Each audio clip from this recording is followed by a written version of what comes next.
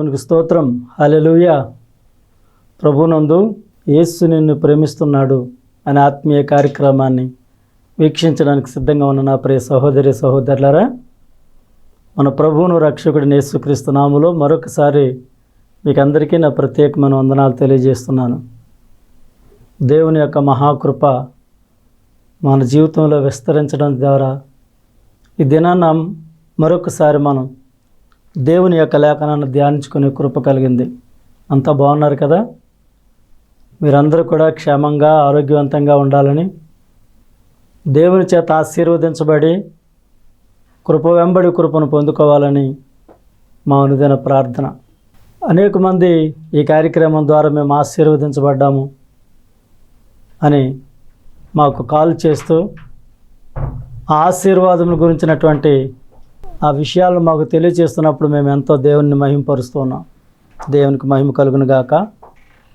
ఆ ప్రియమైనటువంటి వారులారా, దేవుడు సర్వశక్తిమంతుడు, సమస్తము చేయగలిగినటువంటి వాడు అనే విషయం మనకు అందరికీ తెలుసు. దేవుని యొక్క పరిశుద్ధ లేఖన భాగంలో కొన్ని అద్భుతమైనటువంటి మాటలు మనం నేర్చుకుందాం. మనుష్యుల మాటలు మనసుకు గాయం చేస్తాయి. అప్పటి వరకు బాగానే ఉంటారు, ఎందుకో ఉన్నట్టుండి సడన్గా మారిపోతారు. వారి మాటలు మారిపోతాయి.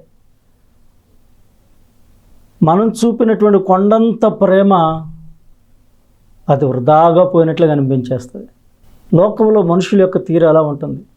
కానీ దేవుని యొక్క వాక్యం అంటుంది, నోటి మాటల చేత కలుగు నొప్పి నీకు తగలకుండా నేను నిన్ను చాటు చేస్తానంటున్నాడు దేవుడు. మరి దేవుని యొక్క మాటలను మనం జాగ్రత్తగా పరిశీలన చేసినట్లయితే దేవుని యొక్క మాటల్లో జీవం ఉంది. మనుషుల యొక్క మాటల్లో బాధ కలిగించే పరిస్థితులున్న దేవుని యొక్క మాటలో జీవం ఉంది. ఆ మాట మనల్ని బ్రతికిస్తూ ఉంది. నీ వాక్యమే కదా నన్ను బ్రతికించేది, బాధలు అదే కాదు నాకు నెమ్మదినిచ్చేది అని కీర్తనకాడు అంటున్నాడు. 94వ కీర్తనలో కీర్తనకాడు అంటాడు, నా అంతరంగమందు విచారములు అధికమవుగా నీ గొప్ప ఆదరణ నా ప్రాణానికి నెమ్మది కలగజేసింది అంటాడు. ఏమిటి ఆదరణ? దేవుని యొక్క వాగ్దానాలు, దేవుని యొక్క మాటలు, బ్రతికించే మాటలు, బాధను పోగొట్టే మాటలు, జీవార్థమైనటువంటి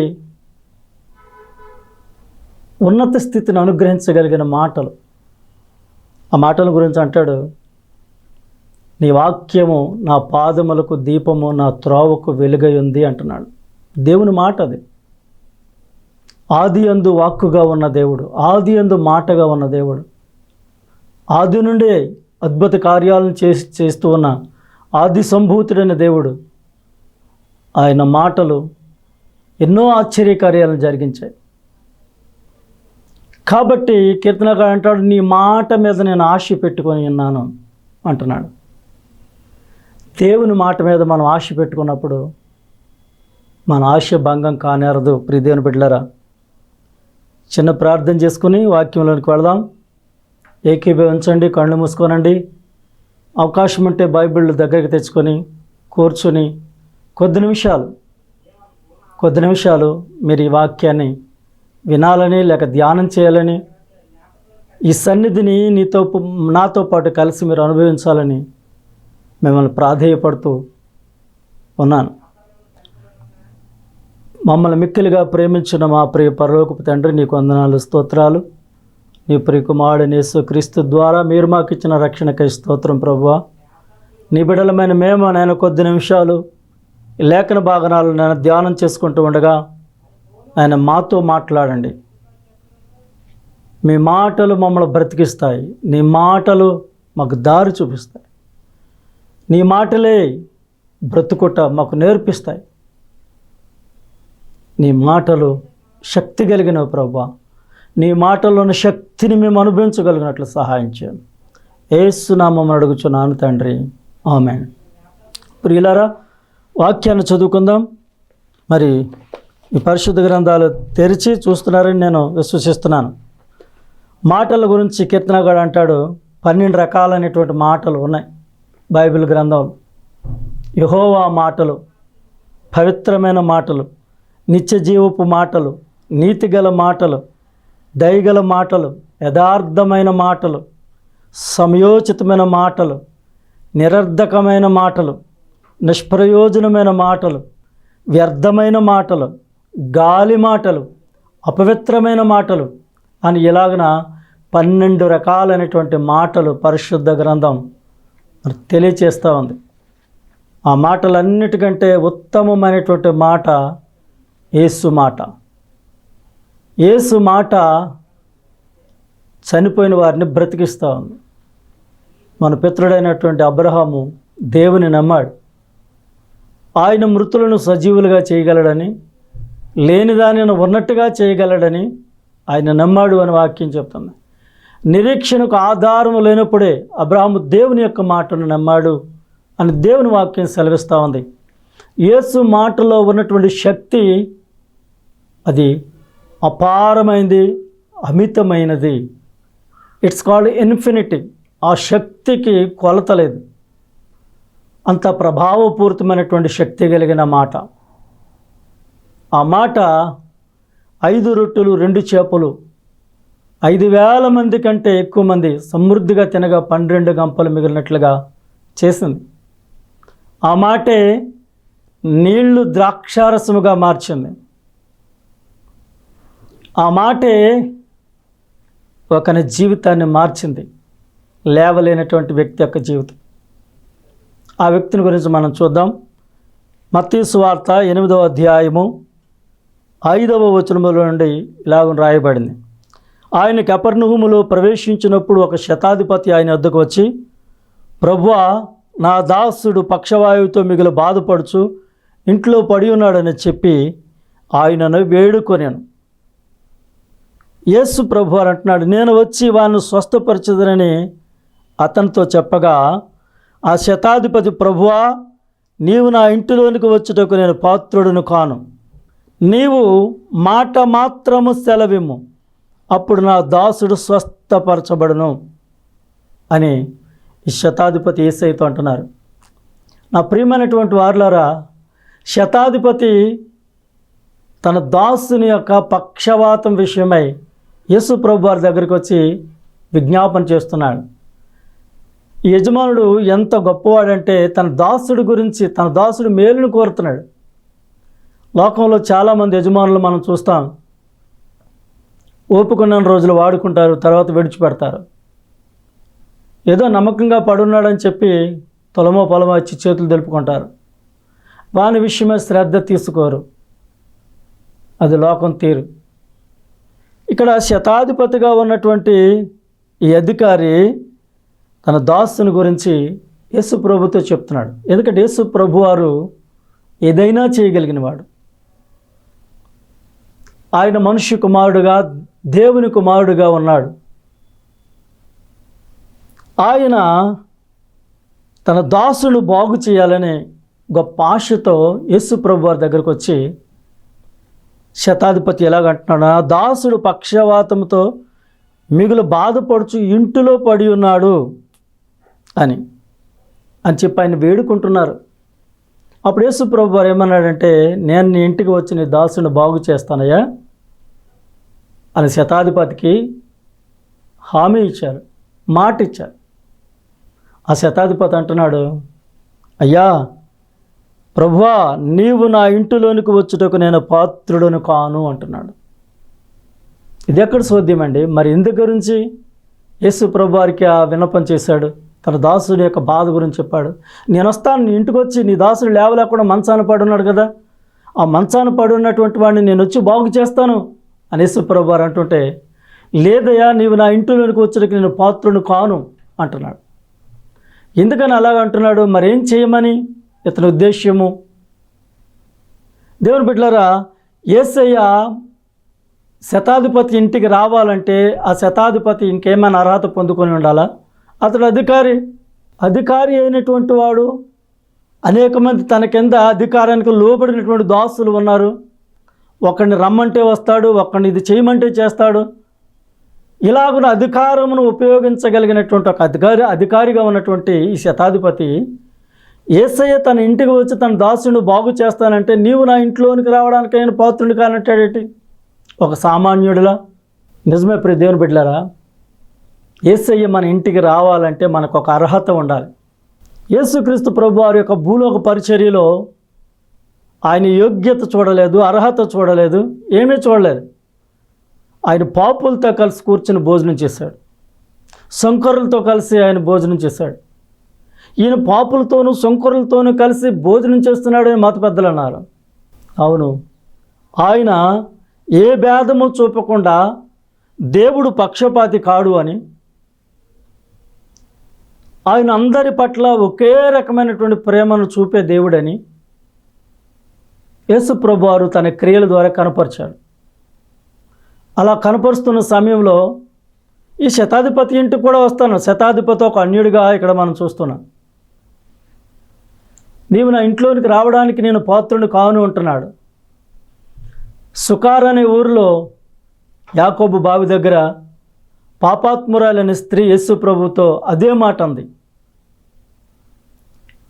సమరయురాలనైన నన్ను యూదుడువైన నీవు దాహానికి నీళ్ళిమ్మని ఎలా అడుగుతున్నావు అనంది. అవును ప్రియ దేవుని బిడ్డలారా, యేసు ప్రభు వారు నీ ఇంటికి వస్తాను, నీ దాసుని బాగు చేస్తానని ఆ శతాధిపతితో అంటున్నప్పుడు ఆ శతాధిపతి అంటున్నాడు, నీవు నా ఇంట్లోనికి వచ్చేటప్పుడు నేను పాత్రుని కాను అంటున్నాడు. యేసయ్య మన ఇంటికి రావాలనంటే మనం ఎలాంటి అర్హత పొందుకొని ఉండాలి? దేవుని బిడ్డలారా, ఈ కృపాకాలంలో దేవుడు అందరికీ అవకాశం ఇస్తున్నాడు. యేసుక్రీస్తు అందరికీ ప్రభు. అంతటా ఆ అజ్ఞాన కాలం ముందు దేవుడు చూచి చూడనట్టున్నాడు, కానీ ఇప్పుడైతే అంతటా అందరూ మారు మనసు పొందాలని దేవుడు కోరుతున్నాడు. చూడండి, యేసుక్రీస్తు ప్రభు వారిని ఇంటికి రావాలి అని అంటే నీకుండవలసినటువంటి అర్హత ఎలా ఉండాలో అపోస్తలుడైన పౌలు చెప్తున్నాడు. ఈ క్రొత్త నిబంధన సంఘపు కాలంలో యేసుక్రీస్తు ప్రభు వారిని జీవితంలోకి రావాలంటే నువ్వు మారు మనసు పొందిన వ్యక్తిగా ఉండాలి. యేసుక్రీస్తు ప్రభు వారిని ఇంటిలో ఉండాలి అని అంటే నీవు యేసుక్రీస్తు ప్రభు వారికి నీ జీవితం సమర్పించుకునే వ్యక్తిగా ఉండాలి. చాలా చోట్ల మనం చూస్తూ ఉంటాం, కొత్త కొత్త భవనాలు కట్టుకున్నప్పుడు యేసుక్రీస్తే ఈ గృహాధిపతి అనే బోర్డులు ఉంటాయి. బయట అలాంటి బోర్డులు ఉంటాయి, కానీ లోపల మాత్రం దేవునికి అనుకూలత లేని పరిస్థితులన్నీ కూడా గృహంలో ఉంటాయి. ఇలా లోకంలో దేవుని బిడ్డలు అని చెప్పుకోబడినటువంటి వారి యొక్క జీవితాలు ఉన్నాయి.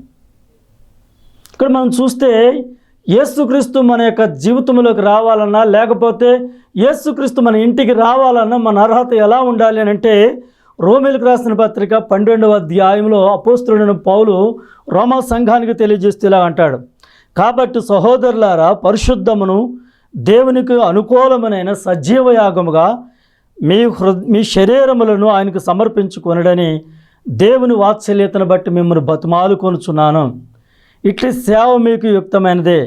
మీరు ఈ లోక మర్యాదను అనుసరింపక, జాగ్రత్తగా ఈ మాటలను ఆలకించండి, మీరు ఈ లోక మర్యాదను అనుసరింపక ఉత్తమమును అనుకూలమును సంపూర్ణమైన దేవుని చిత్తమేదో పరీక్షించి తెలుసుకున్నట్లు మీ మనసు మారి నూతన మగుటి వలన రూపాంతరం పొందాలి. పరిశుద్ధమును దేవునికి అనుకూలమైన సజీవ యాగంగా మీ శరీరాలు సమర్పించబడినట్లుగా ఉండాలి. రెండవదిగా, మీరు లోక మర్యాదను అనుసరింపకుండా ఉత్తమమును అనుకూలమును సంపూర్ణమునైన దేవుని చిత్తం ఏదో పరీక్షించి తెలుసుకునేటట్లుగా మీ హృదయములు మారి, మీ మనస్సులు మారి నూతన మగినట్లుగా మీరు రూపాంతరం పొందిన వారిగా ఉండాలి. రూపాంతర అనుభవంలోనికి మనం వచ్చిన వారిగా ఉండాలి ప్రియ దేవుని బిడ్డలారా. అలా ఉన్నప్పుడు యేసుక్రీస్తు ప్రభువారు మన జీవితంలోనికి వస్తాడు.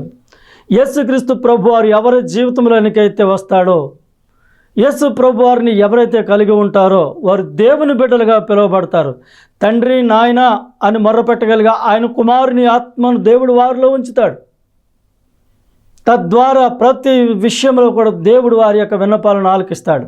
కాబట్టి వాక్యములో మనం చూసినట్లుగా ప్రియ దేవుని బిడ్డలారా, ఈ శతాధిపతి యేసుక్రీస్తు ప్రభువారి దగ్గరకు వచ్చి తన దాసుడు పక్షవాతం చేత మంచాన పడి ఉన్నాడు ఇంటి దగ్గర అనేటువంటి విషయాన్ని తెలియజేసినప్పుడు ఆ శతాధిపతి మాటలకు యేసయ్య ప్రతిస్పందించాడు. నేను వచ్చి నీ ఇంటి దగ్గరికి వచ్చి నీ దాసుని బాగు చేస్తానని చెప్పినప్పుడు, అయ్యా నీవు నా ఇంటిలోనికి వచ్చినాక నేను పాత్రుడిని కాను, మరేం చేయాలి? మాట మాత్రము సెలవేమో. దేవునికి స్తోత్రం. ఆయన మాటలో శక్తి ఉంది ప్రియ దేవుని బిడ్డలారా. ఆయన మాటలో ప్రభావం ఉంది. ఆయన మాటలో గొప్ప తీక్షణమైనటువంటి తీవ్రత కలిగినటువంటి దేవుని యొక్క శక్తి కనబడతా ఉంది. కాబట్టి మాట మాత్రము సెలవేమో, ఆ దాసుడు బాగుపరచబడతాడు అన్నప్పుడు దేవుని బిడ్డలారా, యేసు ప్రభువు అంటున్నాడు, ఇశ్రాయేలులో నేను ఇంత విశ్వాసం అన్నట్టు ఎవరిని చూడలేదు అని చెప్పి ఆ శతాధిపతి అంటున్నాడు, నీ వెళ్ళు, నీ దాసుడు నీవన్నట్టుగా నీ దాసుడు బాగుపడ్డాడు అని చెప్పాడు. నా ప్రియమైనటువంటి వారులారా, దేవుని యొక్క దాసుడు సెలవిచ్చినటువంటి మాటను మనం జాగ్రత్తగా ఆలకించగలగాలి. దేవుని బిడ్డలారా, దేవుని యొక్క దాసుడు దేవుని యొక్క మాటలు సెలవిస్తున్నప్పుడు ఆ మాటల్లో శక్తి ఉంటుంది. దేవుని యొక్క దాసుడు మీతో సూటిగా మాట్లాడుతున్నప్పుడు దేవుడు తన దాసుని ముఖాంతరము నుండి ఆయన మీతో మాట్లాడగలిగినటువంటి వాడు ఉన్నాడు. అంతేకాకుండా యేసుక్రీస్తు ప్రభువారు అంటున్నాడు, ఆయన మాటల చొప్పున చేయి ప్రతివాడు కూడా బండ మీద కట్టబడిన ఇంటిని పోలి ఉన్నాడు అంటున్నాడు. ఆయన మాటలో శక్తి ఉంది ప్రియ దేవుని బిడ్డలారా. మరొక సంభవాన్ని మనం చూసినట్లయితే లూకాసు సువార్త 5వ అధ్యాయంలో అక్కడ చేపలు పట్టేటువంటి జాలర్లు మనకు కనబడుతున్నారు. సీమోను అనబడినటువంటి ఒక వ్యక్తి మనకు కనబడుతున్నాడు ప్రియ దేవుని బిడ్డలారా. అక్కడ గన్నేసరెతు సరస్సు తీరాన యేసుక్రీస్తు ప్రభువారు దేవుని రాజ్యముల గురించిన మర్మాలను మాట్లాడుతున్నప్పుడు సీమోను అయినటువంటి ధోని ఎక్కి యేసు ప్రభువారు జనసమూహం మీద పడుతున్న కారణం చేత సీమోను అయినటువంటి ధోని ఎక్కి అక్కడ మాట్లాడాడు. జనసమూహం ఆ మాటలు విన్నారు. ఆ మాటలు విని అక్కడ ఆయన మాటల ద్వారా ఆదరణ పొందారు. అనేక మంది స్వస్థత పొందారు. అనేక మంది దేవుని రాజ్యం మర్మాల గురించి తెలుసుకున్నారు. అయితే ప్రియ దేవుని బిడ్డలారా, యేసయ్య ఎక్కినటువంటి ధోని, ఆ ధోని కలిగినటువంటి వ్యక్తి యొక్క స్థితి యేసయ్య ఎరుగుదును. అక్కడ సీమోను తన వలలను బాగు చేసుకుంటున్నారు. అందరూ కూడా దేవుని యొక్క మాటలు వింటున్నారు. వీరు కూడా ఆలకించారేమో. ఇప్పుడు యేసయ్య తన మాటలు ముగించి అంటున్నారు కదా, సీమోనుదైనటువంటి ఆ ధోని ఎక్కి కంటున్నాడు, కొంచెం దరికి త్రోయి అని చెప్పి అక్కడ లోతునకు నడిపించమని యేసయ్య సీమోనుతో చెప్పారు. సీమోనుతో చెప్పినప్పుడు అప్పుడు సీమోను ఏమంటున్నాడు తెలుసా? ఏలినవాడా, లూకాసు వార్త 5వ అధ్యాయం 5వ వచనం, ఏలినవాడా రాత్రంతయు మేము ప్రయాసపడుతుంది కానీ మాకేమీ దొరకలేదు. ప్రయాస మాత్రమే మిగిలింది. రాత్రంతా ప్రయాసపడ్డారు కానీ వారికి ఏమీ మిగల్లా. ఏమైంది? సముద్రం మీద వేటాడడంలో, చేపలను వేటాడడంలో ఎంతో అనుభవశాలులు వారు. ఏ సమయంలో ఏ పరిస్థితుల్లో ఎక్కడ చేపలు విస్తారంగా దొరుకుతాయో వారికి తెలుసు. ఎలాంటి వాతావరణ పరిస్థితుల్లో చేపల వేటకు వెళ్ళాలో వారికి తెలుసు. ఎలాంటి వాతావరణ పరిస్థితులు ఉన్నప్పుడు చేపల వేటకు వెళ్ళకూడదో వారికి తెలుసు. ఎన్నో రకాలైనటువంటి అనుభవాలు కలిగినటువంటి ఈ జాలరులైన వీరు రాత్రంతా ప్రయాసపడ్డారట కానీ వారికి ఏమీ దొరకలేదట. నా ఏలినవాడా, రాత్రంతా ప్రయాసపడ్డాం కానీ మాకేమీ దొరకలేదయ్యా అని చెబుతూ, ఆయనను నీ మాట చొప్పున వలలు వేతుమని ఆయనతో చెప్పాను. ఆయన మాట చొప్పున వలలేశారు. ఆయన ఒక మాట చాలండి. ఒక భక్తుడు పాడతాడు, నాతో నీవు మాట్లాడించో నే బ్రతుకుతాను ప్రభు, ఒక్క మాట చాలు, ఒక్క మాట చాలు, ఒక్క మాట చాలు ప్రభు అంటున్నాడు. ఎందుకంటే యేసు ప్రభు వారి యొక్క మాటలలో జీవమున్నది. బాధలో నెమ్మదినిచ్చేది ఆయన మాట, వేదనలో విశ్రాంతినిచ్చేది ఆయన మాట. ఆ రాత్రంతా ప్రయాసపడ్డాం కానీ మాకేమీ దొరకలేదయ్యా, అయినా నీ మాట చెప్పిన మేము వలేస్తామని చెప్పి ఆ సీమోను వల వేసినప్పుడు దేవుని బిడ్డలారా, వారు అలాగూ చేసి విస్తారమైన చేపలు పట్టారు. అందుచేత వారి వలలు పిగిలిపోతుండగా వేరొక ధోనిలో ఉన్న తమ పాలి వారు వచ్చి తనకు సహాయం చేయవాలని సంజ్ఞలు చేస్తారు. ఇలాగున వారు 2 ధోనులు మునిగినట్లుగా ఆ చేపలను వారు పట్టారు. అప్పుడు పేతురు అది చూచి, సీమోను పేతురు చూసి, యేసుక్రీస్తు ప్రభు వారి ఎదుట మోకాళ్ళుని, ప్రభువా నన్ను విడిచిపోము, నేను పాపాత్ముడను అని అన్నాడు. అంటే తనలో యేసు మాటను బట్టి వల వేసినప్పుడు వారు 2 ధోనులలో చేపలు పట్టారు. అంతకుముందు ఎంత ప్రయాసపడినా వారు ప్రయాస వ్యర్థమైంది కానీ ఏమీ ప్రయోజనం లేకుండా పోయింది. ఇప్పుడు తాను ప్రయాసకు కారణం, ప్రయాసపడ్డ ప్రతిఫలం దొరకకపోవడానికి గల కారణం తనలో ఉన్న పాపం అనే విషయాన్ని సీమోను పేతురుకు అర్థమైంది. ప్రభువా, నేను పాపాత్ముని, నన్ను విడిచి వెళ్ళిపోమని చెప్పి ఇప్పుడు పేతురు యేసు ప్రభువును బ్రతిమలాడుతున్నాడు. ప్రియదేవుని బిడ్డలారా, మన పాపము మన ఎదుట దేవుని యొక్క మార్గాలను మూసేస్తుంది. యెషయా గ్రంథం 59వ అధ్యాయము 1వ వచనంలో ఏం చెప్పబడుతుంది? రక్షింపనేరకిండినట్లు యెహోవా హస్తం కురచకాలది, విననేరకిండినట్లు ఆయన చెవులు మందం కాలదు. మీ దోషములు నీకును నాకును మధ్య అడ్డముగా వచ్చినవి, మీ పాపములు ఆయన ముఖమును మరుగు చేసినవి అంటాడు. ఆయన స్పందించే దేవుడు. నువ్వు పైకి మాట చెప్పగలిగినా, అంతరంగంలో మూలుగులు పెడుతున్నా, లేక నోరు తెరవకుండా కన్నీరు కారుస్తున్నా, మనోవేదనతో నలిగిపోతున్నా, నీ మనసు ఆయనకు తెలుసు, నీ స్థితి ఆయనకు తెలుసు. అన్నీ ఎరిగినటువంటి వాడు నీ పాపపు స్థితిని జ్ఞాపకం చేస్తాడు. నీ పాపపు స్థితిని జ్ఞాపకం చేసినప్పుడు ఆ పాపపు స్థితిని నువ్వు గుర్తెరిగి నీ పాపం విషయం పశ్చాత్తాపడి మారి మనసు పొంది నీ హృదయంలోకి ప్రభువును చేర్చుకున్నప్పుడు ప్రభు నీ కొరకు ఆశ్చర్య కార్యాలను జరిగిస్తాడు. ప్రియ దేవుని బిడ్డ, అలాంటి గొప్ప దేవుడు మనకున్నాడు.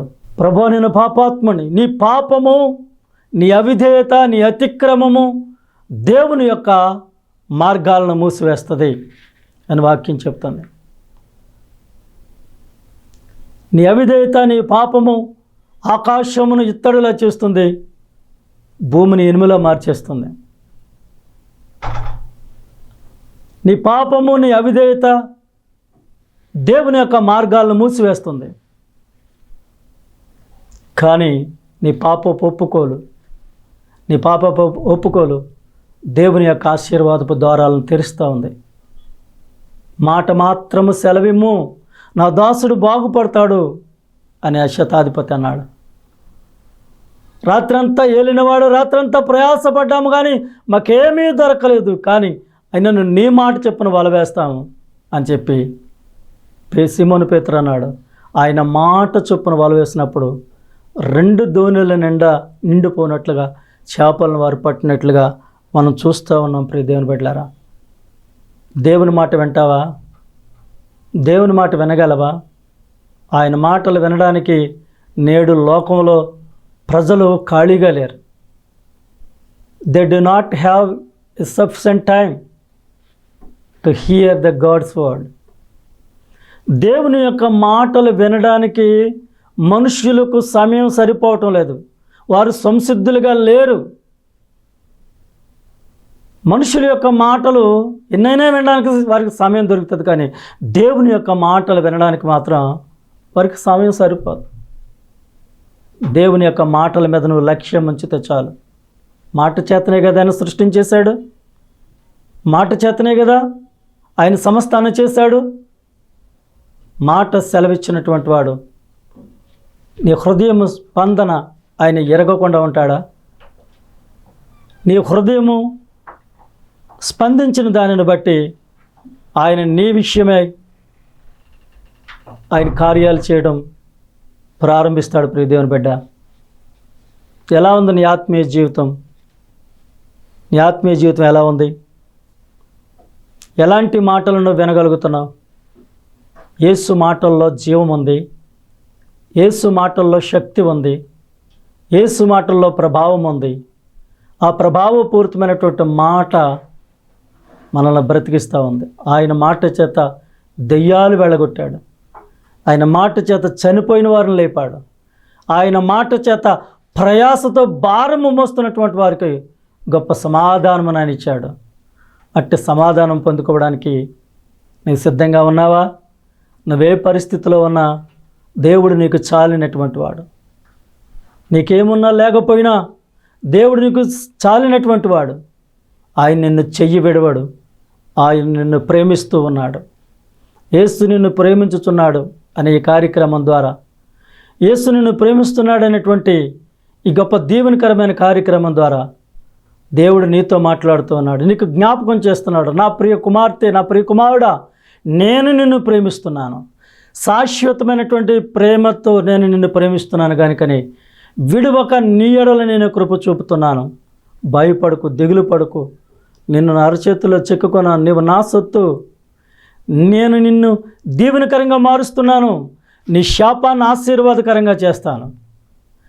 నీ జీవితం మీద కమ్ముకున్న గాఢాంధకారాన్ని నేను తొలగించి వేసి నీ మార్గముల మీద వెలుగు ప్రకాశించినట్లుగా నేను నిన్ను దీవెనకరంగా మారుస్తానని చెప్పి దేవాది దేవుడు నిన్ను బలపరచడానికి మాటలు మాట్లాడుతున్నాడు.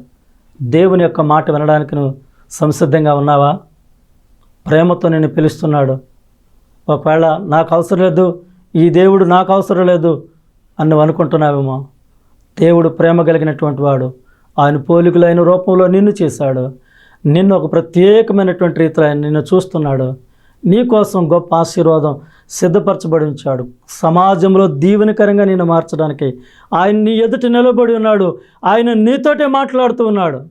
ప్రయోజనకరమైన పాత్రగా ఉంటావో లేకపోతే ఈ దేవుడు వద్దని తిరస్కరిస్తావో అది నీ ఇష్టం. జీవమును, మరణమును, శాపమును, ఆశీర్వాదాన్ని ఆయన నీ ఎదుట పెట్టాడు. దేనిని కోరుకుంటావో ఆ స్వతంత్రాన్ని నీకే ఇచ్చాడు. ఒక్క విషయం మాత్రం మర్చిపోకు, యేసు నిన్ను ప్రేమిస్తున్నాడు. ఆ ప్రేమకు పాత్రుడివై నీవు దీవెనకరంగా మార్చబడాలని హృదయపూర్వకంగా నేను కోరుకుంటూ ఈ మాటలు ముగిస్తున్నాను. దేవుడు మిమ్మల్ని దీవించి ఆశీర్వదించునుగాక. ఆమేన్. ప్రభువా నీకు వందనాలు. ఈ మాటలు విన్నటువంటి ప్రియ బిడ్డలందరినీ మీరు దీవించండి. ఎందరైతే ఈ ప్రార్థనలో ఏకీభవిస్తున్నారో వారందరి మీదకి నీ హస్తం దిగిరానివ్వండి. బలపరచని నీ హస్తం దిగిరానివ్వండి ప్రభువా. ఆశీర్వాదకరంగా, దీవెనకరంగా వీరి జీవితాలు మార్చండి ప్రభువా. నేను ఏ విషయంలో అయితే ప్రయాసతో భారము మోస్తున్నారో ఆ విషయంలో ఆ దీవెన, ఆశీర్వాదం మెండుగా మీరు అనుగ్రహించండి. నీ కృపచేతనైన వారిని దర్శించండి ప్రభు. నీ ప్రత్యక్షత వారికి దయచేయండి. నీ పరిశుద్ధాత్మ ప్రభావము చేత వారు తాకబడినట్లుగా యేసు నామములో ఇప్పుడే ఈ బిడ్డలను దీవిస్తున్నాను ప్రభువా. నువ్వు దీవించు వారిని నేను దీవిస్తానని చెప్పిందేవా. నీ బిడ్డలను ఆయన మీరు దీవించి ఆశీర్వదించి అద్భుత కార్యాలు మీరు పక్షాన చేయండి. నజరేయుడైన యేసు నామములో ప్రార్థించి వేడుకుంటున్నా మా పరమ తండ్రి. ఆమెన్. ఆమెన్. ప్రభు పేట మీ అందరికీ నా ప్రత్యేకమైన వందనాలు. దేవుని యొక్క చిత్తాన్ని బట్టి మరొక కార్యక్రమంలో మనం అందరం కలుద్దాం. అప్పటి వరకు దేవుని కృప మీకు తోడే నడిపించును గాక. ఆమెన్.